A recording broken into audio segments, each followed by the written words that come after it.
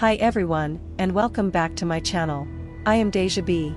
I want to say thank you to my subscribers, and those that have been watching. Today I will be sharing the top 5 haunted stories. Like always, I will post new content 1 to 2 times a week.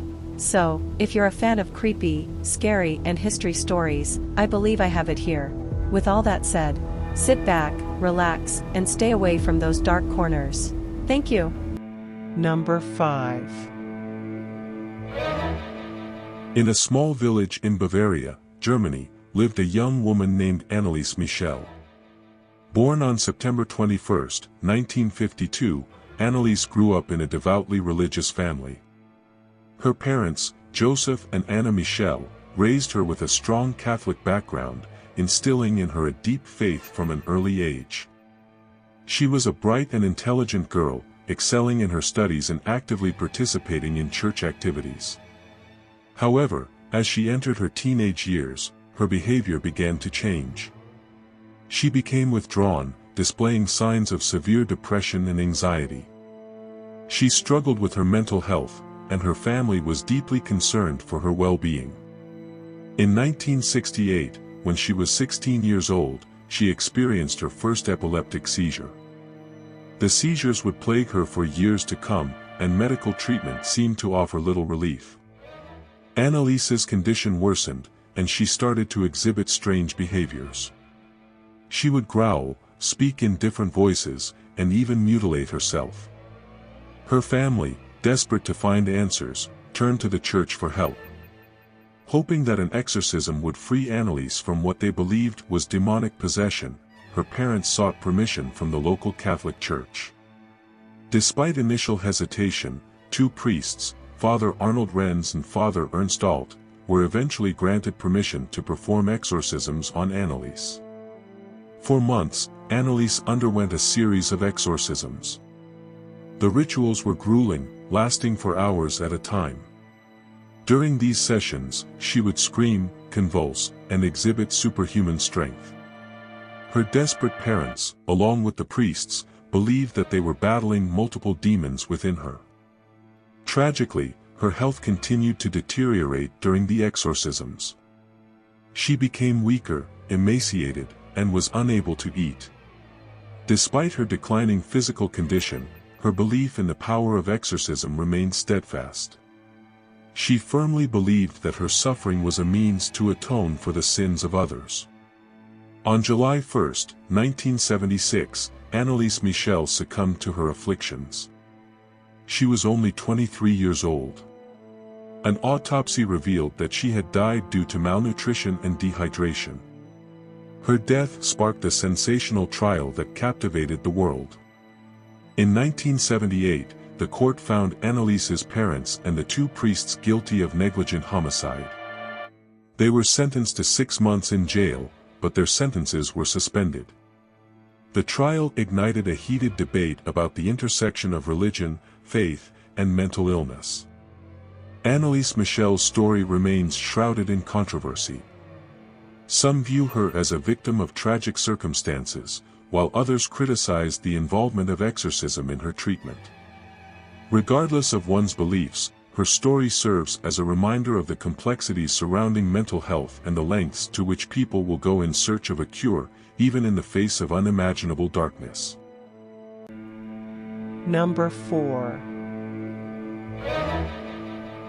In the late 1940s, in a quiet town in Maryland, a peculiar and haunting tale unfolded. It was the story of a young boy named Roland Doe, whose life was about to be turned upside down by a series of inexplicable and terrifying events. Roland, a normal and seemingly happy child, lived with his parents in a modest suburban home.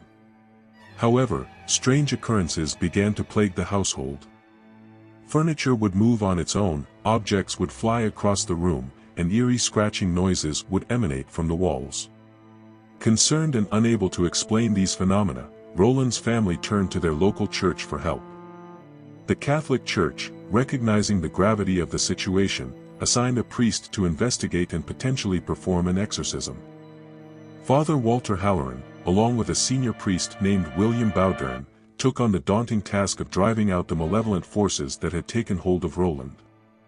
The exorcism took place in St. Louis University Hospital, where the boy was admitted for observation and treatment. For weeks, the exorcism ritual unfolded in a room at the hospital, witnessed by a small group of individuals, including doctors and nurses. Roland's behavior during these sessions was nothing short of horrifying. He would thrash violently, speak in strange languages, and exhibit an uncanny knowledge of personal information about the people present. As the exorcism continued, Father Halloran and Father Bowdern faced relentless challenges. They battled against an unseen entity that taunted and threatened them, throwing them into a state of perpetual fear. The ordeal took a toll on the priests, testing their faith. Eventually, after countless sessions, the exorcism of Roland Doe came to an end. The boy's behavior returned to normal, and the strange occurrences ceased. Roland and his family were able to resume their lives, forever marked by the harrowing experiences they had endured. The case of Roland Doe, though shrouded in mystery, became one of the most famous and controversial cases of demonic possession in modern history. It sparked debates about the supernatural, religion, and the existence of evil forces. While skeptics questioned the authenticity of the events, others found solace in the belief that good prevailed over darkness. To this day, the true identity of Roland Doe remains a secret, concealed for his privacy and protection. The story of his possession and subsequent exorcism serves as a chilling reminder of the unseen forces that may lurk in the shadows and the power of faith in the face of the unknown. Number 3.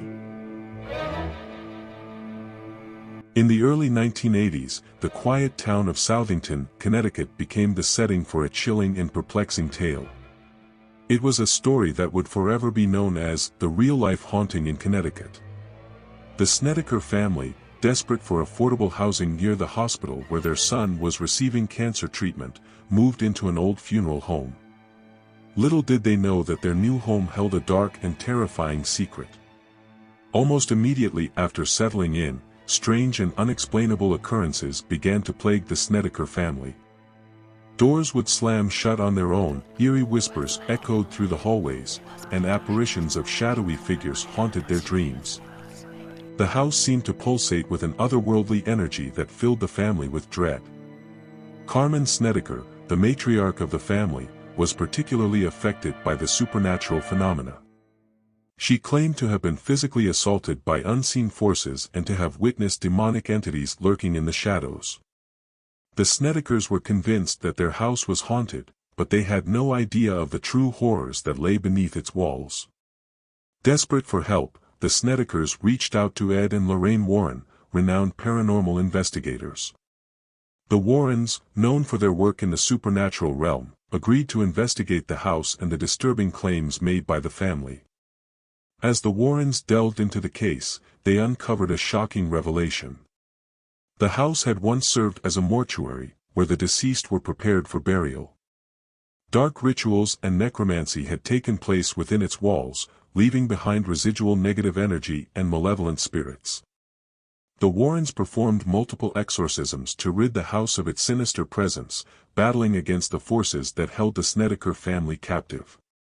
Their efforts were met with fierce resistance as the malicious entities fought back with increasing intensity. The family's faith and resilience were tested to the limit as they fought for their lives and sanity. In the end, the Warrens' exorcisms succeeded in cleansing the house, providing the Snedeker family with some semblance of peace. Their story, however, would live on, captivating the minds of believers and skeptics alike. The real-life haunting in Connecticut became the inspiration for books, documentaries, and a Hollywood film adaptation. It left a lasting mark on the world of paranormal investigations, sparking debates about the existence of ghosts and the nature of hauntings. To this day, the Snedeker family's experiences continue to be a topic of fascination and intrigue. Whether one believes in the supernatural or not, their haunting serves as a chilling reminder that sometimes the horrors we encounter are not confined to the realm of fiction, but can manifest in our own homes, lurking in the shadows, waiting to be discovered. Before we go on to number 2, and you guys like what you have heard and seen so far, please don't forget to like, subscribe, and comment down below. Thank you, and let's continue. Number 2. In the early 1980s, a small town in Connecticut became the stage for a sensational murder trial that would captivate the nation. It all began with a young man named Arne Cheyenne Johnson and the dark forces that seemed to follow him. Arne lived a seemingly normal life, working as a landscaper and engaged to his girlfriend, Debbie Glatzel. However, their lives took a sinister turn when Arne's younger brother, David, started experiencing strange and terrifying visions. David claimed to see a menacing demon, which filled their lives with fear and uncertainty.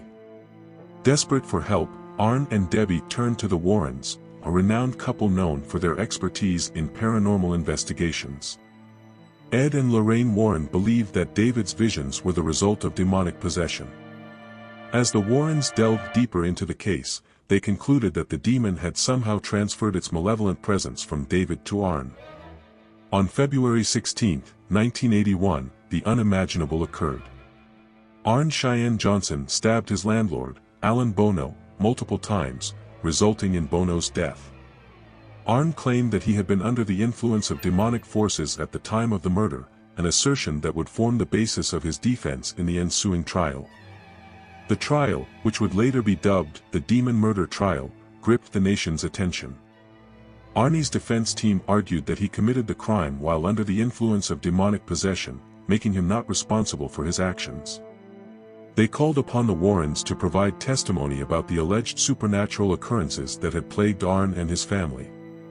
The prosecution, on the other hand, dismissed the notion of demonic possession and argued that Arne had committed the murder out of personal motives. They presented evidence suggesting that there was no supernatural influence at play, focusing on the volatile relationship between Arne and Alan Bono. In the end, the jury was left with the difficult task of weighing the evidence and determining Arne's guilt or innocence. Ultimately, the defense's plea of not guilty by reason of demonic possession did not succeed. Arne Cheyenne Johnson was found guilty of first-degree manslaughter and was sentenced to 10 to 20 years in prison. The demon murder trial left a lasting impact on the public's perception of the supernatural and its potential influence on human behavior. While the case portrayed a collision between the realms of the supernatural and the legal system, it also raised questions about the boundaries of responsibility and the complexities of the human mind. To this day, the events surrounding the demon murder trial continue to be discussed and debated. It serves as a chilling reminder that sometimes the line between reality and the supernatural can blur, leaving people grappling with the true nature of evil and the limits of human agency. Number 1. In the 1970s, a woman named Doris Bither found herself at the center of a terrifying and gruesome true-life story. Doris lived in a modest home in Culver City, California, where she would come face to face with an entity that defied all rational explanation. Doris had a troubled life, marked by personal struggles and a history of alleged abuse. But her experiences within the walls of her home would take her to new depths of fear and torment. It began with strange phenomena, objects moving on their own, disembodied voices, and an overwhelming feeling of being watched. As the disturbances escalated, Doris reached out to paranormal researchers Carrie Gaynor and Dr. Barry Taff for assistance. Intrigued by her claims, they decided to investigate her home and the malevolent presence that plagued her. What they discovered within the walls of Doris' house shocked them to the core. Doris appeared to be the victim of a violent and malicious entity. She described being physically assaulted, forcibly assaulted, and tormented by unseen forces. The entity seemed to take pleasure in her suffering, leaving her in a constant state of terror. The researchers witnessed firsthand the horrors that Doris endured. They observed objects levitating, scratches appearing on her skin, and witnessed her being thrown across the room with an unseen force. The malevolent entity seemed to revel in its ability to inflict pain and fear. Determined to document their findings and bring attention to Doris' plight, Gaynor and Taft contacted a film producer named Harris, who saw the potential in turning Doris' story into a movie. The film, titled The Entity, aimed to shed light on the real-life horrors that she had experienced. The story of Doris Bither and her encounters with the entity gained widespread attention and sparked intense debates.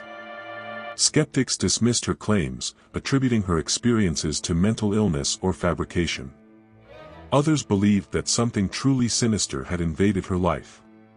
Despite the skepticism, Doris' story resonated with many who had experienced unexplainable phenomena. Her courage in sharing her ordeal brought awareness to the existence of entities that defy rational understanding. Doris Bither's life was marred by unimaginable suffering, but her story served as a chilling reminder of the forces that can lurk in the shadows of our world. Whether one believes in the supernatural or not, her experiences force us to question the limits of our understanding and the existence of entities that may forever remain beyond our comprehension. Thank you everyone for watching, and please don't forget to like and subscribe and comment down below. Thank you.